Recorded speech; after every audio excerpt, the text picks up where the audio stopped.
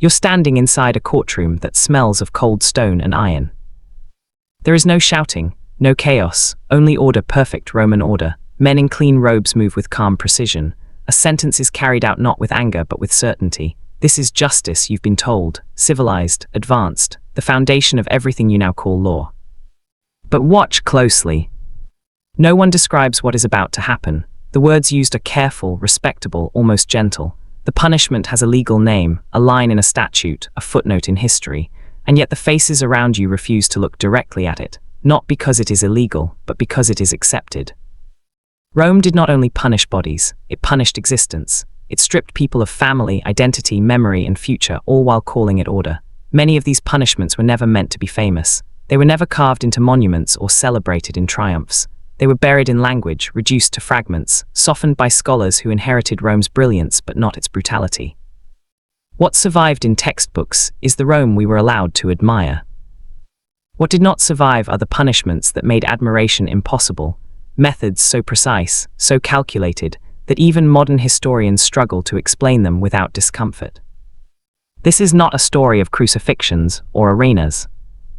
This is the story of 12 Roman punishments that vanished, because remembering them would shatter the illusion of Roman justice. Where we left off, the illusion was already cracking. Because once Rome decided you were guilty, death was not always the point. Sometimes death was mercy. Rome understood something colder than violence, that a person could be erased without ever being killed, that the most effective punishment was not pain, but removal. Removal from law, from family, from memory, from the future. This is where the first punishments begin. Not with blood, but with disappearance. Punishment 1, loss of legal personhood. In Roman law, existence was conditional. You were not human because you breathed. You were human because the law recognized you. And Rome could take that away. A sentence could be passed that stripped an individual of civitas, legal standing. The condemned did not lose their life, they lost their status as a person. Contracts bearing their name dissolved. Testimonies once valid became meaningless. Their words no longer carried legal weight. If they were owed money, it vanished. If they were wronged, there was no recourse. If they were assaulted, the law did not see it. They could walk through the city and be seen, yet no longer counted. This was not exile. This was not imprisonment. This was existence without recognition. A living body moving through Rome, officially invisible. The punishment had no screams, no spectacle, no final moment, just the slow realization that nothing you said mattered anymore and never would again. Even slaves, in some cases, retained clearer legal definitions than those subjected to this sentence. Rome didn't kill them. Rome deleted them. Punishment 2, forced severance of bloodlines. Rome knew that identity was inherited. So it attacked the line. Certain sentences did not stop with the convicted. They severed them from their family entirely, retroactively and permanently. Marriage contracts were nullified as if they never existed. Children were declared legally unrelated, stripped of inheritance rights, titles, and even names. A father could live long enough to watch his son pass him in the street, and be forbidden by law to acknowledge him. A wife could be remarried by decree, while her former husband still breathed. Family records were amended, genealogies were written. The condemned was treated as if they had never contributed to the bloodline at all. This was not collective punishment. It was surgical erasure. Rome understood that to destroy a person completely, you had to make sure nothing of them survived, not even through others. No tomb inscription. No ancestral mask. No memory carried forward. A life cut off not at the body, but at the roots. Punishment 3, civil death. This was Rome's masterpiece of cruelty. A punishment so refined it sounded almost philosophical. Civil death. The condemned remained alive, breathing, agging, but legally dead. They could not marry, could not inherit, could not pass on property, could not hold office, could not represent themselves in court. They existed in a state Rome considered already finished. Their future was confiscated. Unlike execution, this punishment never ended. There was no closure, no release. Every sunrise reinforced the sentence. Every interaction reminded them they were already counted among the dead, without the dignity of burial. Some victims lived decades this way. Decades watching the world continue without them. Rome didn't need chains for this punishment. The law itself was the cage. And here is the detail textbooks avoid. These punishments were often considered more severe than execution. Because execution ended suffering. These did not. They followed the condemned everywhere, into old age, into illness, into memory. Even after physical death, records ensured their name remained legally void, their lineage broken, their identity unrecoverable. Rome didn't punish crimes. It punished presence. It punished the idea that someone like you had ever belonged. And the people who watched this happen, they said nothing. They benefited from the silence. If you're still listening right now, understand this. Bearing witness is already an act Rome tried to prevent. History stays buried when observers choose comfort over attention. If you believe these stories deserve to be remembered, not softened, not excused, then staying silent is a choice. Subscribing is not about support. It's about refusing to look away. And if you choose not to, then say why. Leave a comment. Explain the silence. Because history doesn't disappear on its own. It vanishes when no one insists on seeing it. Rome had already proven it could erase you without touching your body. Now it moved to the next lesson. When social destruction was not enough, when the crime demanded a warning, not just removal, Rome turned the body into language. Not to kill, but to communicate. Because in Roman justice, punishment was never private. It was instructional. Every sentence was designed to be read by the public. The body was the parchment. Punishment for marked flesh. Rome understood the power of permanence. Certain crimes did not warrant death, but they demanded identification. The sentence was simple, efficient, and irreversible. The body would be altered so that guilt could never be removed. Marks were placed where clothing could not reliably hide them, on the face, the neck, the forearms, not decorative, not symbolic in a spiritual sense, functional. A visible record. The law did not intend pain to be the focus. The pain passed. What mattered was what came after. A marked body could not re-enter society unnoticed. Employment vanished. Testimony lost credibility. Social trust collapsed instantly and permanently. Every interaction became a trial without a judge. Every glance reopened the sentence. Archaeological records show legal debates not about whether marking was humane, but about where it should be placed for maximum recognition. This was not cruelty born of rage. It was design. Rome didn't want the condemned to suffer loudly. It wanted them to be seen quietly, every day, by everyone. The body was no longer private property. It belonged to the state's message. Punishment 5, public degradation without deaths. This punishment required a crowd. Not for entertainment, but for reinforcement. The condemned was brought into public view, not to be executed, but to be reduced, clothing removed or altered, hair cut in specific ways, posture forced, movement restricted. Every detail mattered. This was a performance of power where the outcome was not death, but humiliation structured to last. Legal texts describe this punishment with calm precision. No emotional language, no moral debate, just procedure. The goal was not to break the body. It was to rewrite how that body would be perceived forever. Once released, the individual carried the punishment with them.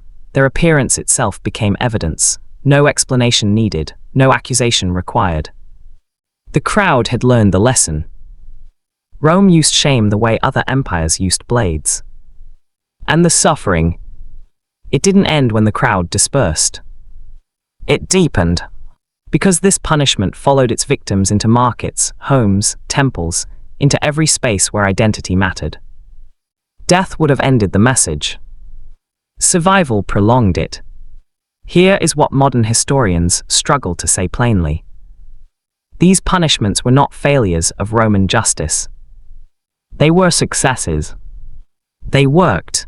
They reduced crime not through fear of pain, but fear of becoming an example, fear of being turned into a walking warning sign, fear of losing control over one's own body without losing life. Rome didn't need mass executions. It needed reminders. And the city was filled with them. If you're still here, still listening, you're now standing where Romans once stood, watching, understanding, deciding whether to engage or look away. This is the moment history usually loses its witnesses. If you believe these punishments matter, not as shock, but as truth, then mark that choice. Subscribe not as support, but as refusal. And if you do, then leave a comment. Say why this part of history doesn't deserve your attention. Because Rome relied on one thing more than force. It relied on people choosing not to question what they were meant to see. Now, before we move to the next punishments, pause. Because what you are hearing, what you are seeing in your mind, is not universally agreed upon, and that is part of the story. Modern historians hesitate, they debate, they argue over words, over intent, over whether these acts should even be called punishments at all. Why? Because Rome was a master of language, and language for the Romans was a tool of power as precise as any sword or chain. Legal texts describe measures like capitis deminutio, infamia, and other terms that sound clinical, almost administrative. To the untrained eye, these are statutes, rules, procedures.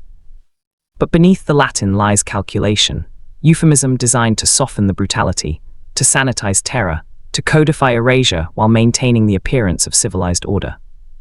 Scholars debate, was it legal procedure or psychological warfare? Was it punishment or preventive terror? And sometimes the evidence is not missing because it never existed, it is missing because Rome deliberately buried it. The line between absence of evidence and evidence of suppression is razor-thin. A missing text, a footnote redacted, a record rewritten, each one whispers a different truth. Some historians see gaps and assume incompetence, others see gaps and assume design. Even archaeology offers ambiguous proof. Skeletal remains may show scars, but not the reasoning behind them. Tombs may omit names, but we cannot know if it was oversight or decree. And that is precisely why Rome's darkest punishments are so difficult to define. Their cruelty was structured to evade chroniclers, to confuse witnesses, to make future generations question the reality of what happened. So when you hear that some of this is exaggerated, remember, the silence itself is evidence. The hesitation of scholars, the gaps in texts, the ambiguity in records, this is part of the punishment. Not only the victims were erased, their stories, too, were meticulously buried under the weight of legality and propriety. If you are still here, still listening, understand the responsibility. Witnessing is not passive, recognition is action. Subscribe not for entertainment, not for curiosity. Subscribe to bear witness, to acknowledge what others have tried to hide. And if you choose not to, leave a comment. Say why history, when silenced, does not demand your attention, because choosing ignorance is also a decision. The line between observer and accomplice is thinner than you think. Now we leave behind the quiet horrors of erasure and bodily warning signs. Because Rome's cruelty was not only structural, it could also be ritualized. It could be ceremonial. It could be formal. And it could twist morality itself, forcing the condemned into participation, making them complicit in their own suffering. This is where punishment becomes psychological horror. Punishment 6. Ritual humiliation as civic obligation. Some sentences were disguised as public duty, civic participation, religious rite, legal formality. The condemned were made to act, to stand in front of the city, to read aloud proclamations of guilt, to perform gestures that confirmed their shame. Every action, every word was scripted by law and custom. The victim became both performer and punishment, actor and example. Yet the crowd saw only the ritual. They interpreted obedience as repentance. They missed the terror. Because the Romans understood that humiliation is magnified when you choose it yourself, even under coercion. To obey was to internalize guilt. To comply was to experience powerlessness as a lesson. And all of this was deliberate. The law did not just punish transgression, it punished agency, it punished the ability to resist. A citizen could stand, move, speak, and still be destroyed. Punishment 7. Complicity through ceremony. Some victims were required to act against others, former allies, family, or subordinates. They were forced to denounce, accuse, or even execute a symbolic act that reaffirmed their own subjugation. Imagine being compelled to affirm your own erasure, or the erasure of someone you loved. Every motion, every utterance, became a proof of submission. Every ritual enforced a hierarchy in which the condemned could no longer be seen as equal. This was not punishment of the body, it was punishment of conscience. Rome weaponized morality itself. Guilt became a tool, shame became a mechanism, and compliance became an instrument of terror. Even when these ceremonies ended, the punishment lingered. The psychological imprint survived far longer than any wound or scar. Victims lived with the knowledge that they had participated in their own degradation, that the law had forced them to betray not only themselves, but their understanding of right and wrong. And here is the uncomfortable truth. Witnessing such acts today, you cannot remain neutral. You cannot step away and be unmarked. To see this, to remember it, is a choice. And that choice has consequences. Subscribe not for comfort, not for entertainment. Subscribe to choose discomfort over denial, to refuse the ease of ignorance. If you refuse, if you quietly lave, consider this. You benefit from the truth without ever supporting its telling, but history notices. And if you disagree, comment, say why you won't bear witness, say why the silence suits you, because Rome relied on silence as much as force, and those who turn away repeat its lesson in every generation. You have a choice, and in this story, choices matter. Now the story deepens. Because Rome understood a truth most civilizations ignore, time itself can be a weapon. Not the sharp strike of a sword, not the sudden weight of chains, but the slow, deliberate erosion of hope. The next punishments were measured in weeks, in months, in years. They were designed not for spectacle, not for clarity. They were designed to last, and to linger in the mind of the victim long after the body had obeyed. Punishment 8. The long wait. Imagine a sentence that does not announce its end, a punishment without a timetable.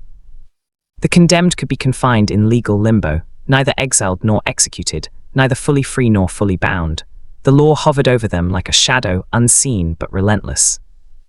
Every day repeated the same question: will today be the day?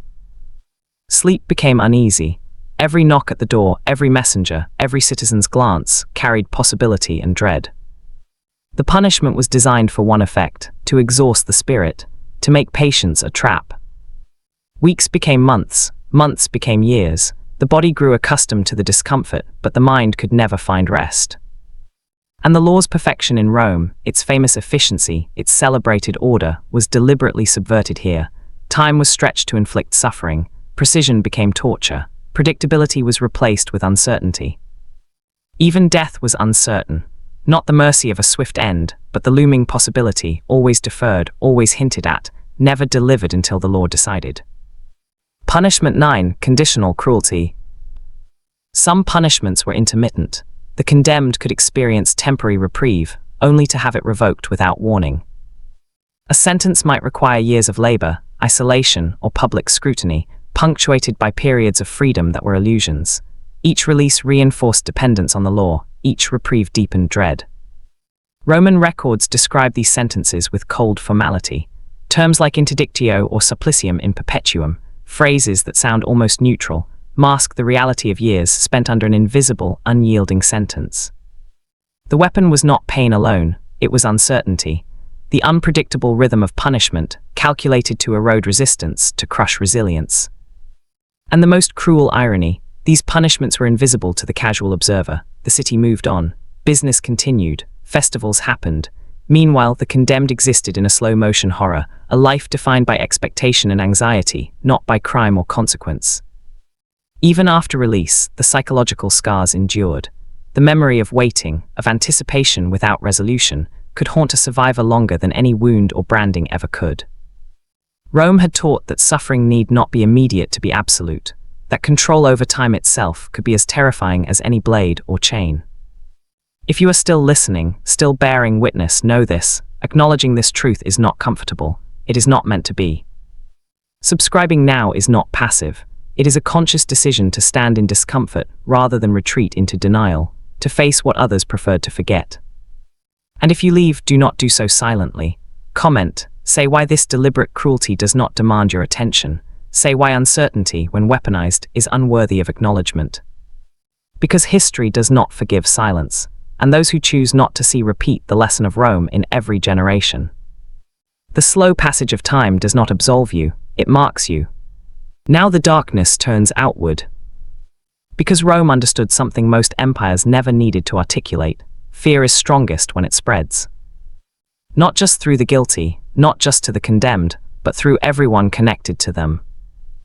The next punishments were not about the individual, they were about the collective, about ensuring that guilt became irrelevant, that no one could assume safety simply because they were innocent. Punishment 10, family as collateral. Imagine a sentence that reaches across generations, that punishes a man not only for his crime, but for the mere existence of his children, his wife, his siblings. Legal records describe penalties that stripped heirs of inheritance, that erased wives from property rights, that placed children under the supervision of strangers, effectively severing the bonds of kinship. The condemned might live, but no one else in their circle would be spared. The message was precise: crime is contagious, guilt is irrelevant, association is enough. Even the innocent could be humiliated, marked, or exiled. Entire families were made to pay, to feel the consequence of a single transgression, as a lesson to the wider city. Rome weaponized loyalty, bloodlines, and love. It understood that the pain of seeing someone you care for punished, when you yourself had committed nothing, could be more effective than any flogging or branding. Punishment 11, networks torn apart. Not just family, friends, business partners, political allies, communities themselves could be targeted. Contracts voided, alliances erased, membership in religious or civic groups revoked. Even neighborhoods felt the reach of sentences aimed at a single person. Social networks, carefully built over years, were dismantled in the name of law. Trust decayed, fear multiplied. Every interaction became a potential trap, every gesture a risk of association. Rome understood this implicitly. The city was never meant to forgive, the law was never meant to repair. Punishment was a system designed to keep everyone watching, wondering, calculating. The cruelty of these measures was not in pain, it was in moral collapse. In witnessing others suffer, while knowing there was nothing you could do. The law did not kill everyone connected to the offender. That would be obvious. It killed hope, it killed trust, it created paranoia as a tool. And the people obeyed, because fear is more effective than loyalty, more reliable than justice. Now, if you are still here, you must understand the weight of this moment. Subscribing is no longer optional if you are bearing witness. It is a decision to refuse passive comfort, to refuse the ease of ignoring history because it is uncomfortable.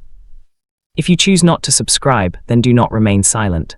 Comment, tell us why this deliberate destruction of innocence, this systematic terror, does not matter to you. Explain why the lessons of Rome can be dismissed without consequence. Because every time you look away, every time you pretend ignorance, history takes note. Every silence becomes complicity. Rome relied on people looking away, on the passive acceptance of cruelty, and every generation that does the same repeats its lessons. Do not look away. Do not remain silent. Do not comfort yourself at the expense of truth. This is the moment to decide where you stand. And now we arrive at the punishment Rome tried hardest to erase. The one that leaves almost nothing behind. Not because it was insignificant, quite the opposite. It was so precise, so corrosive to the city's image of itself, that Rome buried it beneath layers of language, footnotes, and silence. Even historians stumble over it. Records are fragmented, mentions are oblique, references appear like whispers in legal texts, almost accidental, almost apologetic, as if the scribes themselves feared what they were documenting. What we do know is chilling, not because of what it physically did, but because of what it represented. It struck at the very foundation of Roman identity, the certainty of law, the integrity of family, the permanence of memory. This punishment was not meant to be recorded in triumphs or statues. It was not meant to be spoken of in public. It was too powerful, too destabilizing. The message it sent could not coexist with Rome's self-image as a just, orderly, civilized empire. And so it vanished from history, or nearly did. The fragments we have suggested erased not only the individual, but the very idea of their existence in a way no other punishment could. It undermined faith in law itself, threatened to undo the carefully maintained illusion that the state was fair, and turned obedience into a survival mechanism rather than a civic virtue. There is no need for gore, no need for sensationalism. The horror lies in the implication, a punishment so complete, so final in its moral and social eradication, that the empire itself feared remembering it. This is why Rome succeeded in creating a legacy of admiration while concealing its most extreme cruelties, because some punishments are not remembered in detail, they are remembered in absence, and absence in this case is as loud as any scream. And now, if you are still here, listening to the shadow of what we cannot fully reconstruct, you must feel the weight of witnessing what others tried to erase. Subscribing is no longer just bearing witness, it is defiance. It is insisting that this story, inconvenient and uncomfortable, be acknowledged, that silence cannot claim you. If you choose not to subscribe, then comment. Explain why this obliteration of human identity, this erasure from memory, does not compel you. Why history's most forbidden punishment, the one Rome tried to forget, can safely be ignored in your world. Because choosing silence now is not neutrality, it is comfort, comfort at the expense of truth. Rome buried this punishment to preserve its moral narrative.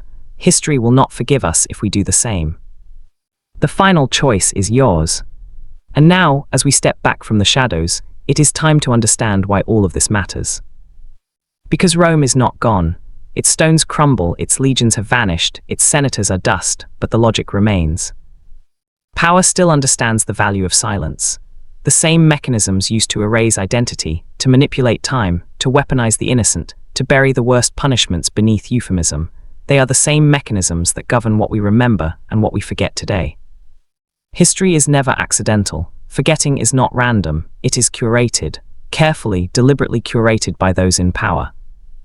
The lessons of Rome are not just stories about empires, law, or cruelty.